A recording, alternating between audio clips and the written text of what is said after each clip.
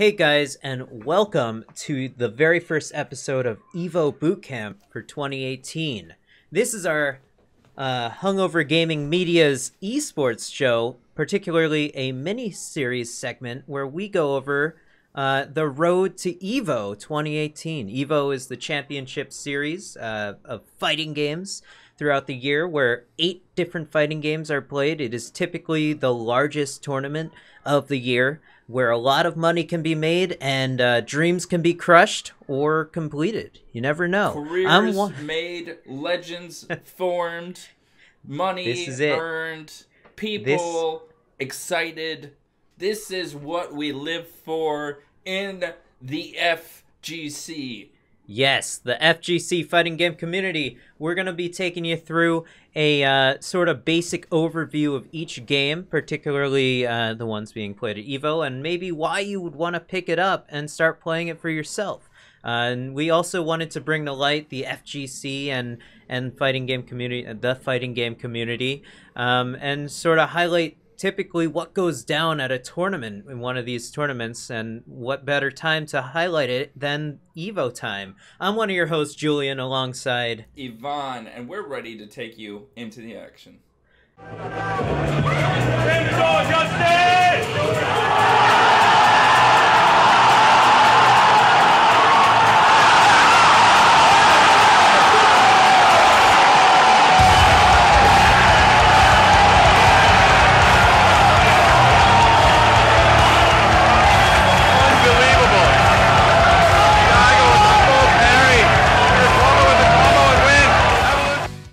So, Yvonne, I figured we'd start off by talking about the biggest premier game at Evo, Street Fighter V.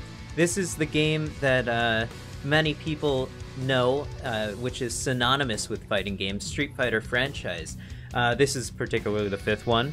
And it is particularly the highest advertised fighting game, I think, pretty much in general, of games that have come out and are currently being pushed by Capcom particularly.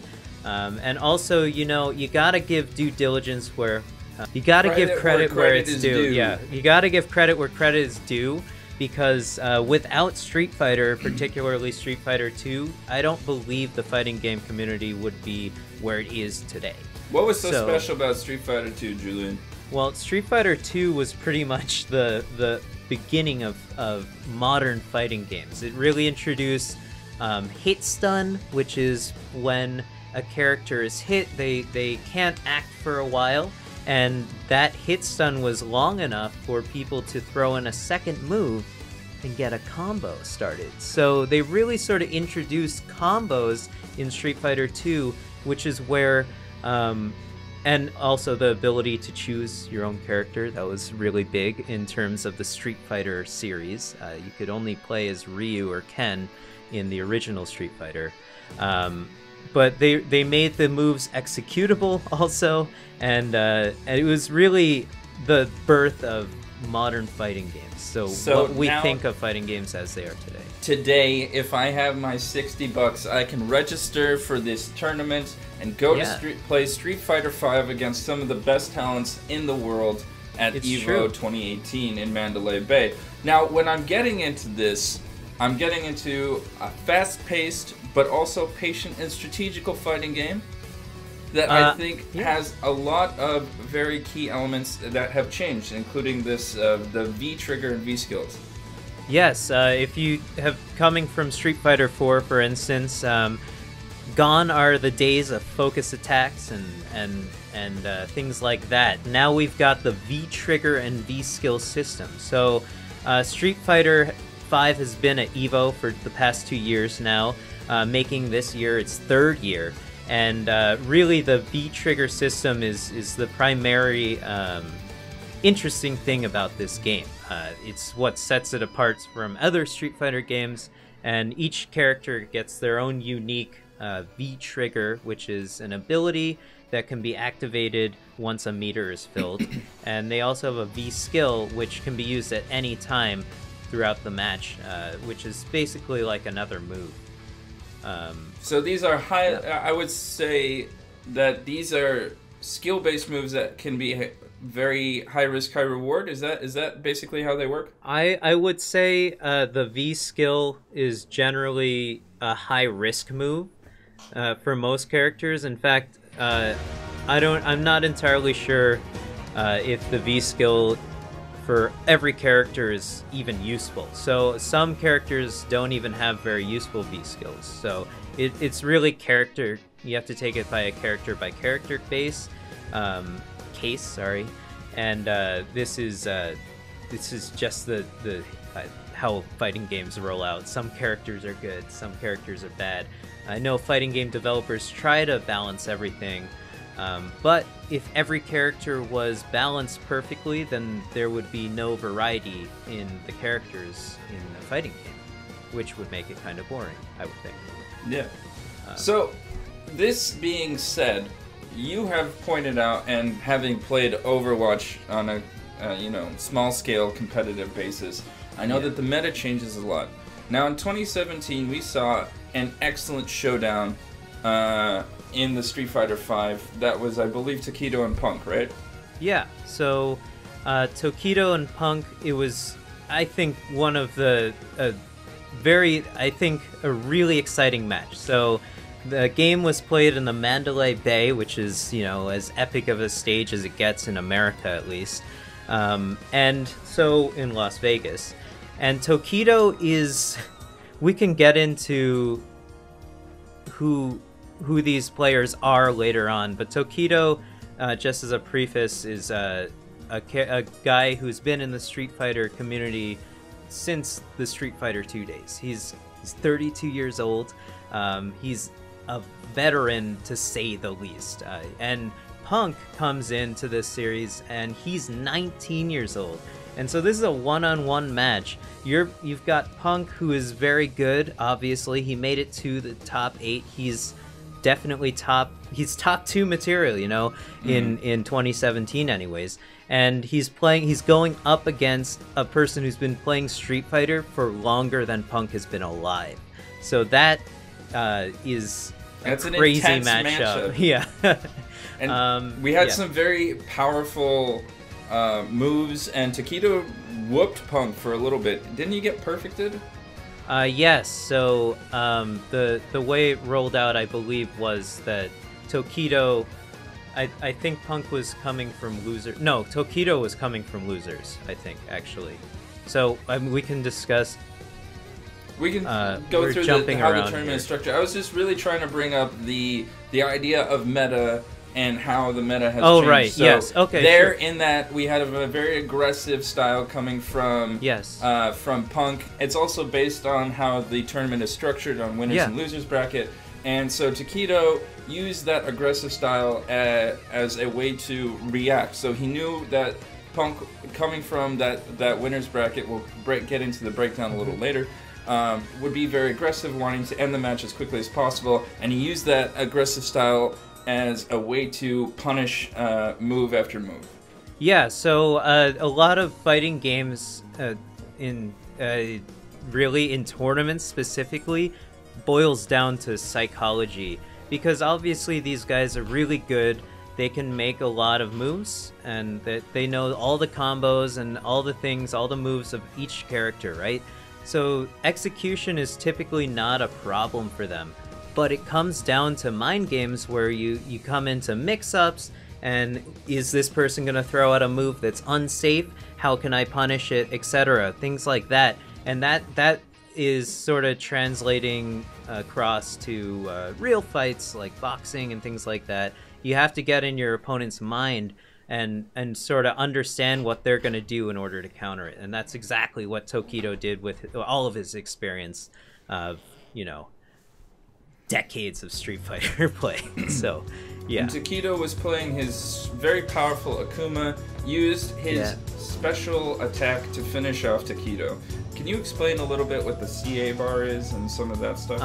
So CA bar stands for critical art. It's the blue bar at the bottom of the screen. If you've ever seen any Street Fighter match, there are 3 Street Fighter V match. There are 3 bars at the bottom of the screen that will fill up when you're hit, you take damage, or when you deal damage.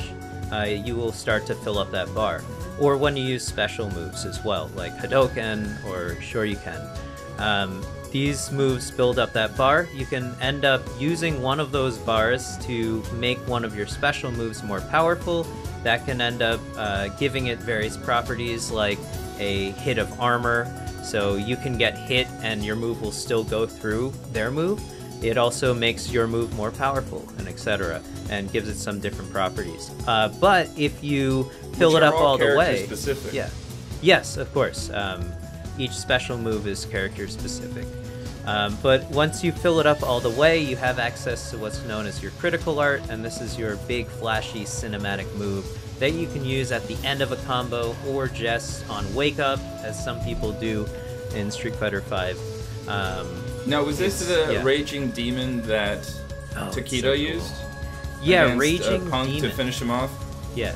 Raging Demon is, I think, this iteration of Raging Demon. Akuma has been in the Street Fighter series since, I think, Street Fighter 2.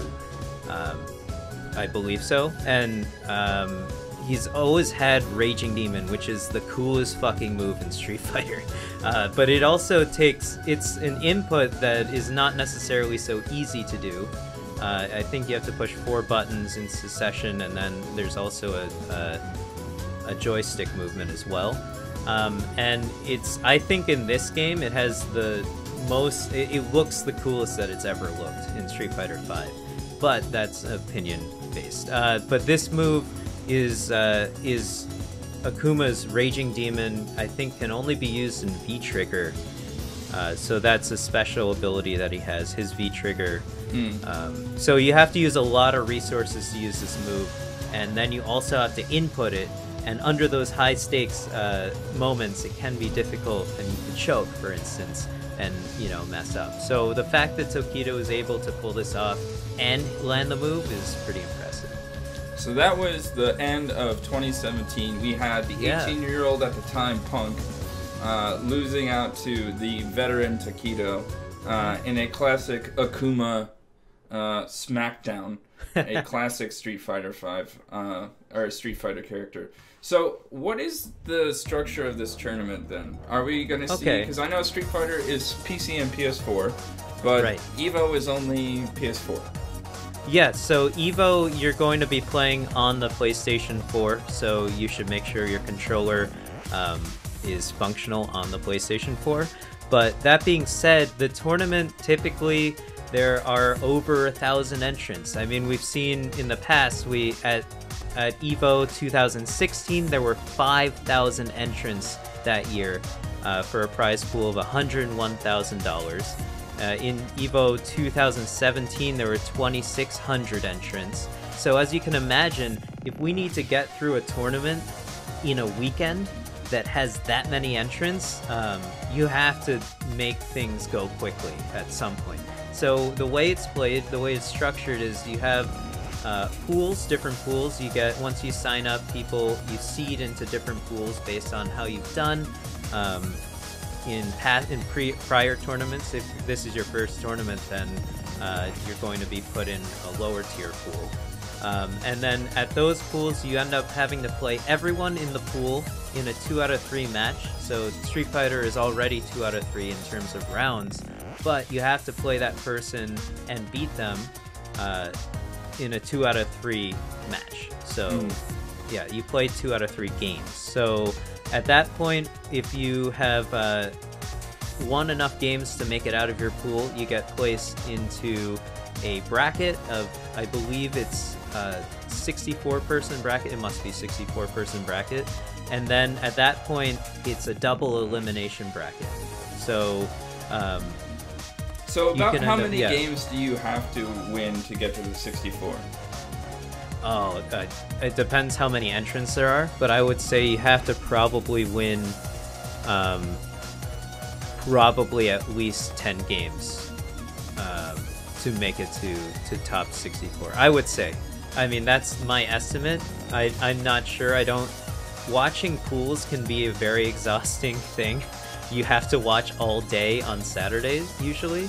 And it can be difficult because you have to open up a bunch of different streams because there are so many different pools. So it can be overwhelming, and this is sort of what we wanted to talk about in this show. It can be overwhelming what's going on in Evo. There's so many different streams, so many different announcers, so many different players. It can be overwhelming to understand just what's going on. So pools can get very hectic, as I can imagine it's very hectic for the players as well. They have to figure out who's the tournament operator of their section, where do they have to be, when do they have to be there, exactly, all these types of things, logistics. And of course you have to bring your own controller, you have to make sure everything's legal. But yeah, so at that point you have a double elimination bracket. Once you've made it out of pools, then you can, so essentially you're going through the bracket to make it to grand finals, but you can lose a match and get sent to, this is where double elimination comes in, and get sent to what's called the losers bracket. And so the losers bracket, at that point, you have to win the rest of your matches if you want to make it to grand finals. And this is where fighting game tournaments become really interesting, because you can end up being lucky in your bracket and where you place in the bracket.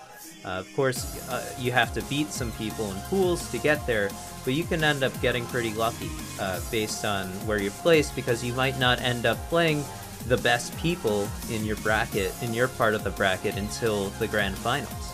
So you can have an easy path to grand finals, whereas someone who may have lost a game and then gets sent to losers has to claw their way back out of losers to grand finals. So, but generally when we get down to the top, 16, you'd say that they're all extremely good players? Yeah, I would even say top 32 are all amazing players. I would definitely say that. Where things change up is the top 8. So at top 8, you're no longer playing 2 out of 3 matches. You're playing 3 out of 5 matches, and top 8 is usually streamed on the Sunday of Evo weekend for every tournament. So because you're getting 3 out of 5 matches, these matches end up going much longer, and you really see experience take over and fatigue take over as well, because someone who is in losers side of top 8 has no second chances. They have to win every game they play. So it gets very stressful at that time, and the crowd goes wild, and I really think that's the most exciting part. Top 8 is obviously the most exciting part of these types of tournaments. Yeah, so like for instance, last year when we get to the finals, Punk plays aggressively, and because he gets down to Punk gets to the grand final. Yeah. The grand final. Grand finals. By going through the winners bracket. Yes. Taquito battles back through the losers bracket and ends up there. So it's a double elimination, meaning that in the grand final, Punk, coming from winners, has to lose twice. So yes. Taquito has to win 2 best of 5 matches in order to get through it. Taquito beat Punk in the first 3. He goes 1, 2, 3, knocks him down, and then 10 seconds later, Punk gives a thumbs up, they're ready to go, and Taquito punishes him with a perfect round. This is what we're talking about when it comes into the psychology, the experience of the thing. Again, Taquito has been playing for a long time, and Punk was 18. He's wrapped up in the moment of playing in front of 10,000 people live, another 200,000 plus. His mom. His mom went to the tournament. Nice. It was great. So you see that it isn't just about the technical aspect of the game. There's a lot of psychology that comes into where you're coming from, how you're playing, and the kind of play style that you get into. So speaking of play styles, are there any characters that we should look for as top tier characters, or some surprises that might come from top tier players that aren't necessarily top tier characters? Right. So I mean, Street Fighter is currently in its 3rd season right now, so every year Capcom issues around at least one large update and balances the game based on how things have played out for a year. They add also new characters to the game. So while people gave this game a lot of flack in its original launch year, for having a lack of an arcade mode and a story mode. Capcom has since then added, and I don't want to sound like a Street Fighter V defender or anything, but Capcom has since then added the arcade mode and the story mode for all the people who want to play that thing. But they've added a lot of characters that people generally really liked from prior Street Fighter games, like Akuma, and they added I guess they added Guile as well, who's a huge people love Guile. So the top characters to look out for at Evo 2018, I would say, in Street Fighter V, I would say are by Cammy, Akuma, Manat, who's a new character, Birdie, Guile, and Abigail, who's from the Final Fight series. So those, I would say, those are the top 6 characters that I would like to highlight that we'll probably see being played in the top 8 at least, or at least the majority of these games are going to have at least one of these characters. Okay, those are interesting. And are there, so what kind of playstyle does, for instance, Cammy lend herself to? Yeah, so Cammy has no projectile. So 2D fighting games really rely heavily on projectile characters a lot. So the projectile allows people to damage people when they're not immediately in their face. So it gives you a means of offense and sometimes defense, and to force your opponent to do something when you could potentially be full screen apart. So it really adds to the complexity of these types of games. So that's something to think about. But Cammy has no projectile, so you'd think she's immediately at a disadvantage. But a lot of her moves have what's called plus frames. So when you use a move, it's active for a certain amount of frames. Then it can be blocked, or you can land the hit depending on what your opponent does. If it's blocked, you will end up giving some frames of recovery sometimes on certain moves. Cammy ends up having a lot of moves that are actually plus on block, so she can continue her pressure even on a block hit. So if she's throwing out a block string, for instance, this is a string of moves that the person on offense will throw out because they know they're pretty much safe to throw out the next move, and the opponent has to end up blocking the entire string of moves. So that's what, if you ever hear the term block string, that's what they're referring to.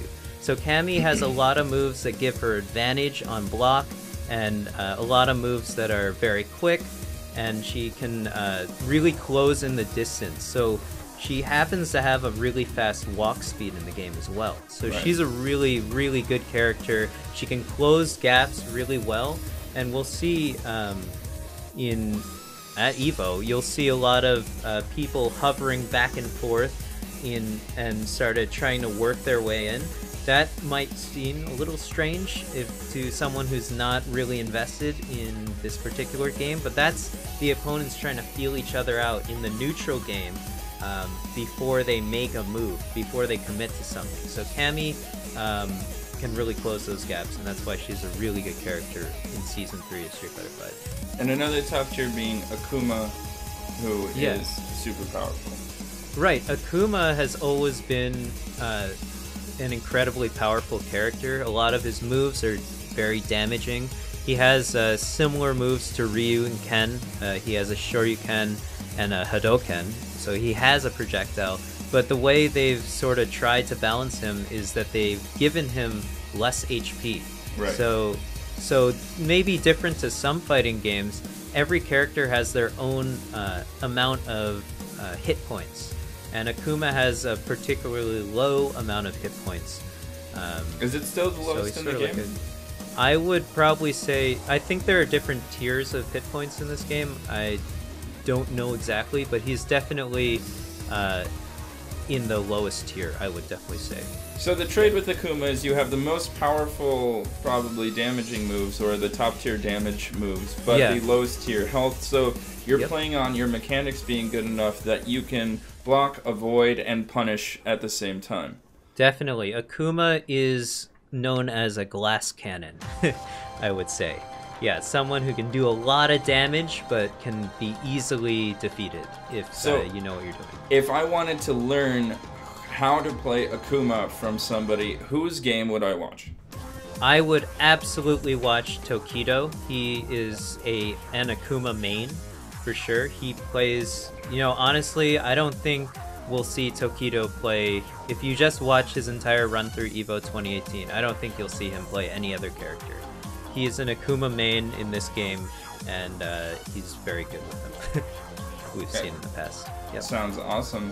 So who else are some? Because we were talking about how wide the pool is, how strange it could be to watch.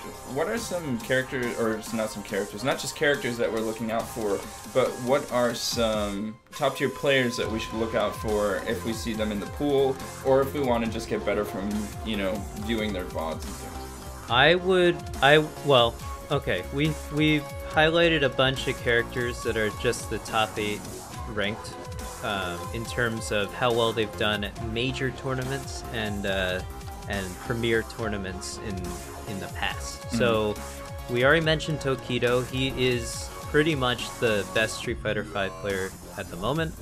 I would also be on the lookout for Infiltration. This year he went to Final Round 2018 and got first place.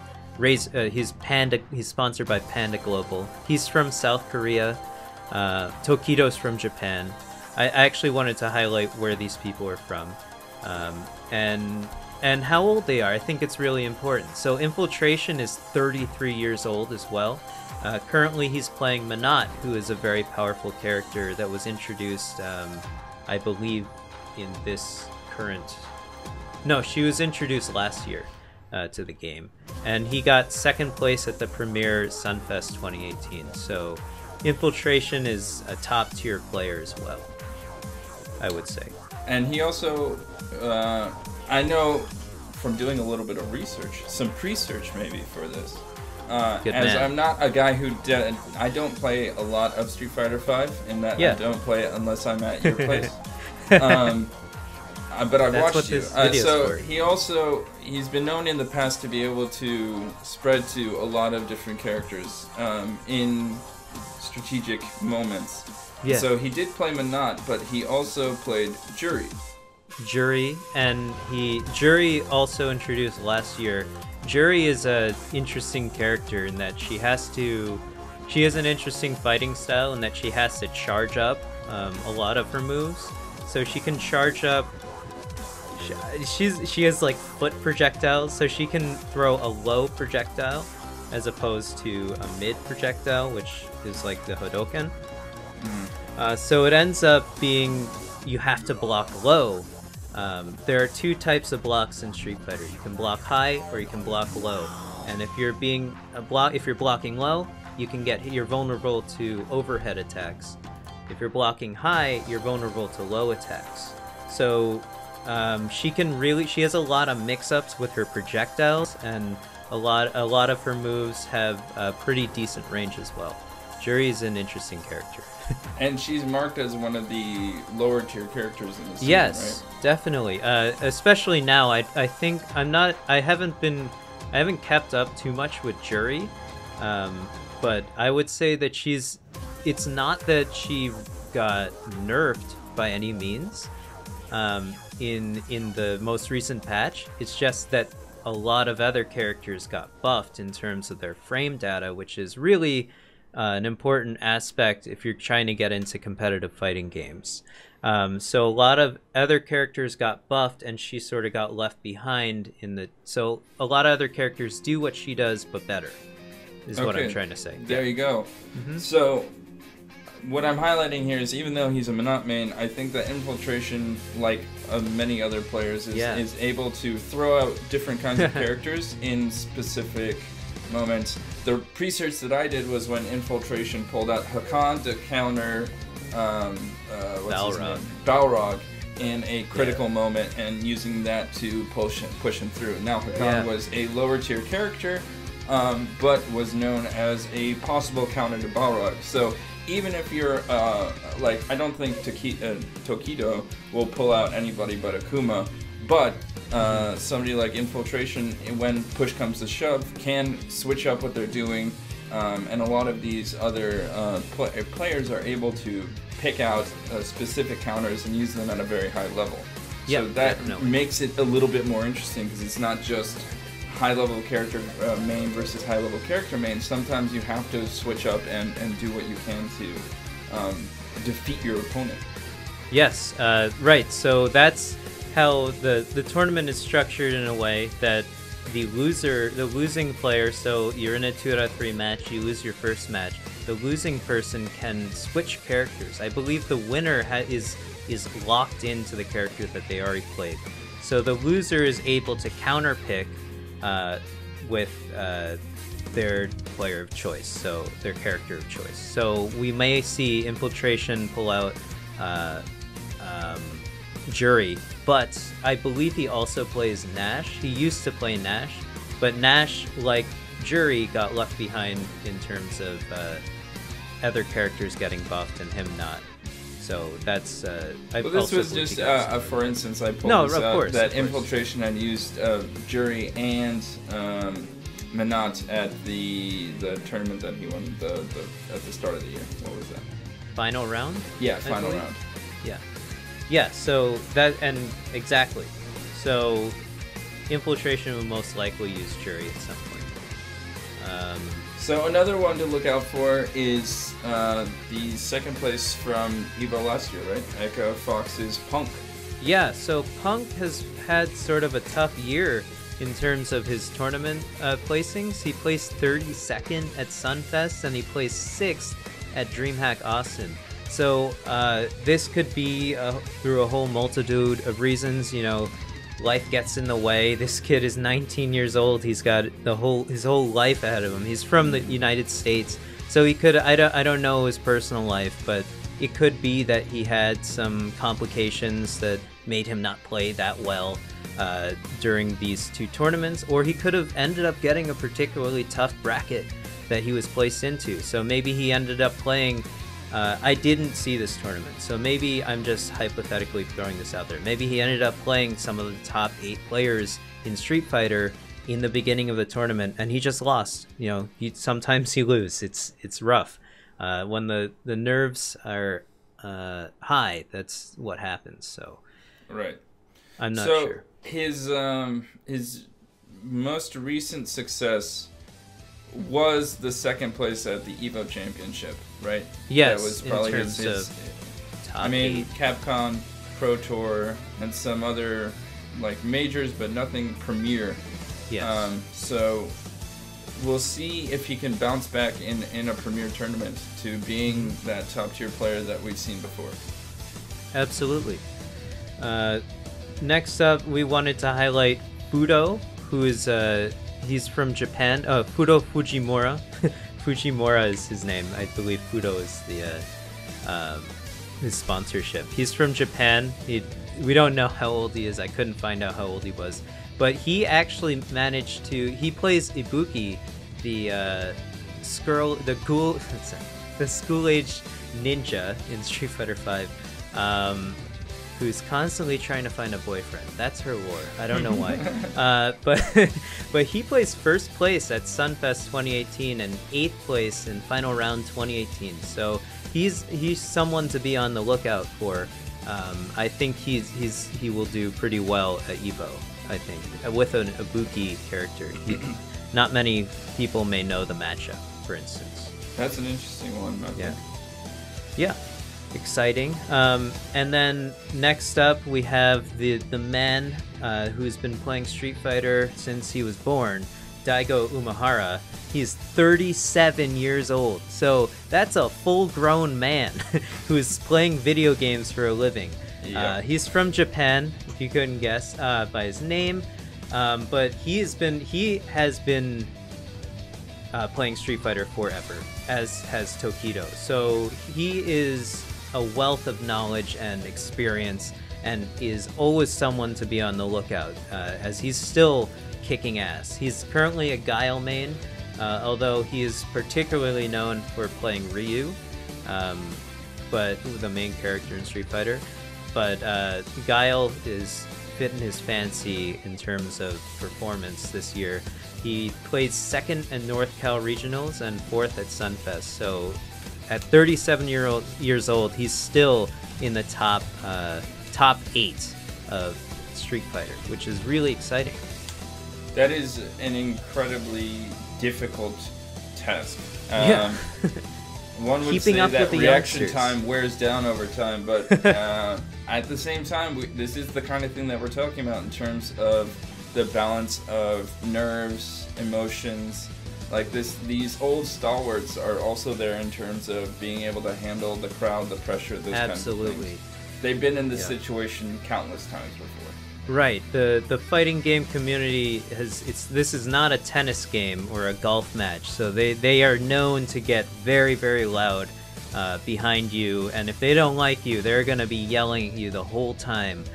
There are no rules against the fans just yelling for no reason. So the nerves can run very high. We also wanted to highlight Fudo, who is from Japan. He's also in his 30s, 32 years old. He's been playing R-Mika since the game came out. He hasn't had much of an appearance in terms of majors or premier tournaments this year, although he did place in third place at the 2018 Byakko Cup, Rage Byakko Cup. I don't really know. I didn't watch that tournament, but it must have been pretty epic if Fudo was there. Fudo is really cool. I like him.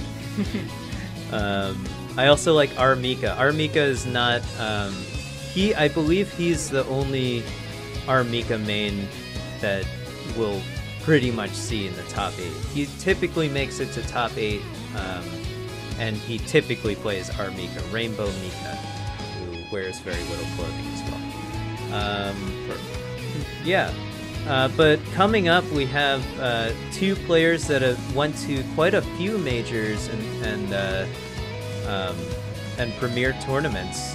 We have Liquid Nemo, who's also from Japan and is 33 years old.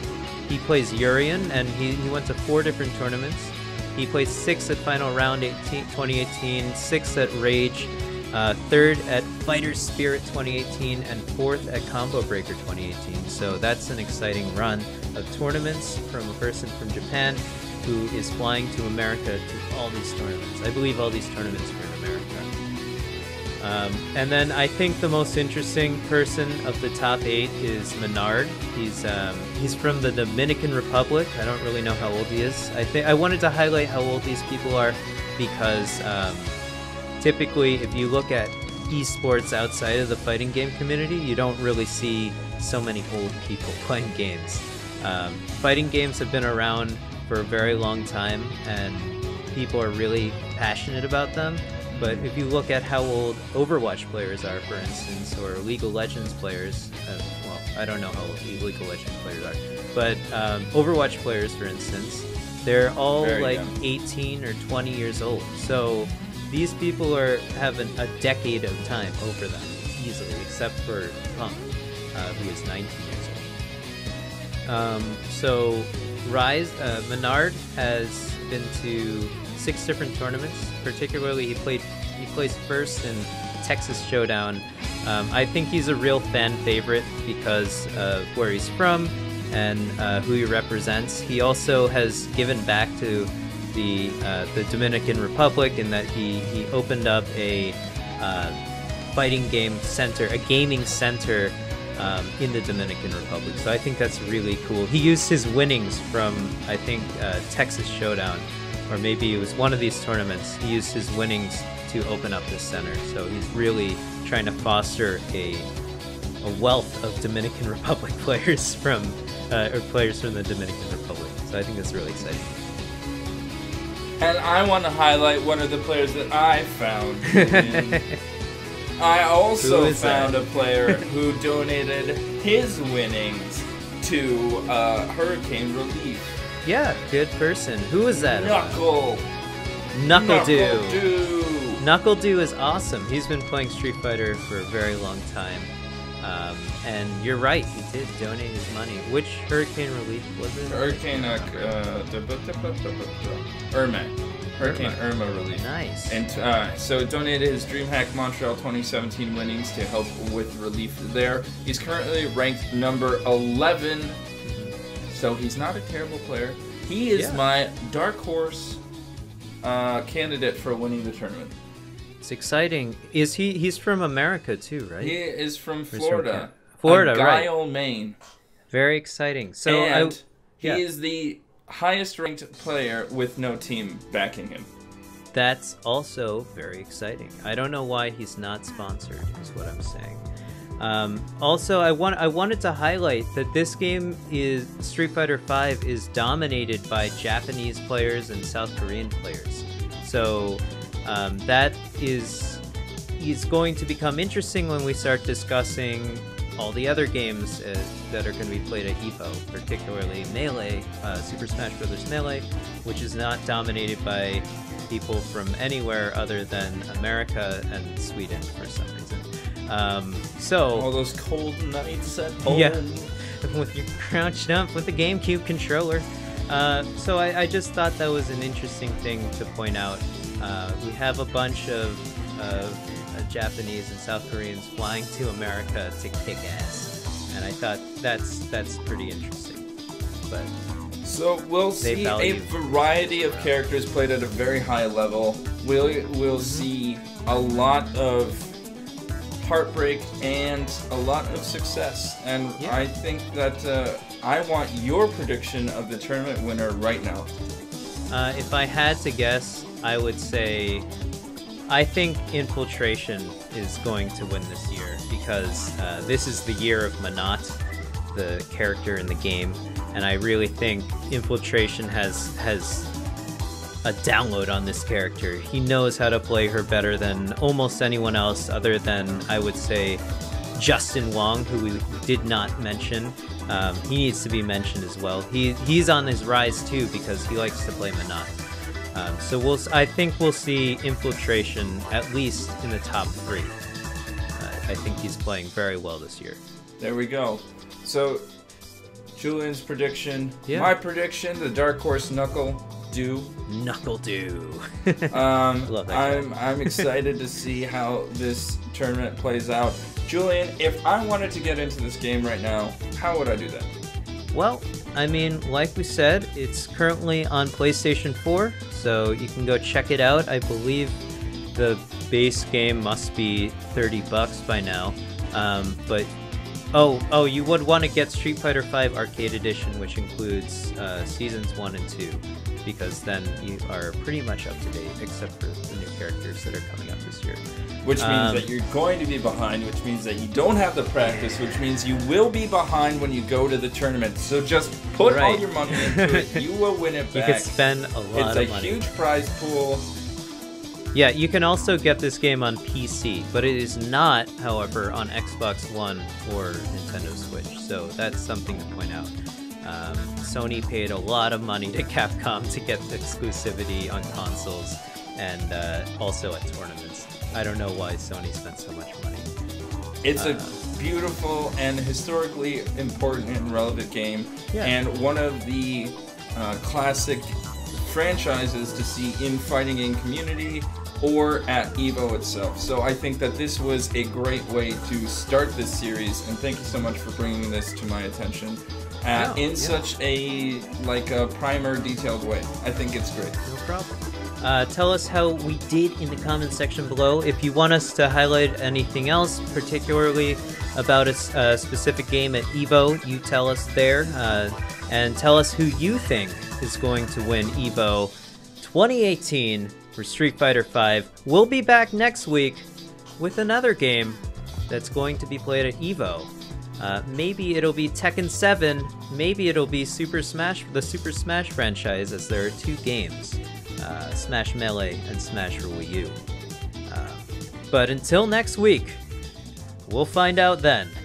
Don't forget to save that pig. I'm Julien. And I'm Yvonne. Thank you so much. Bye. See ya.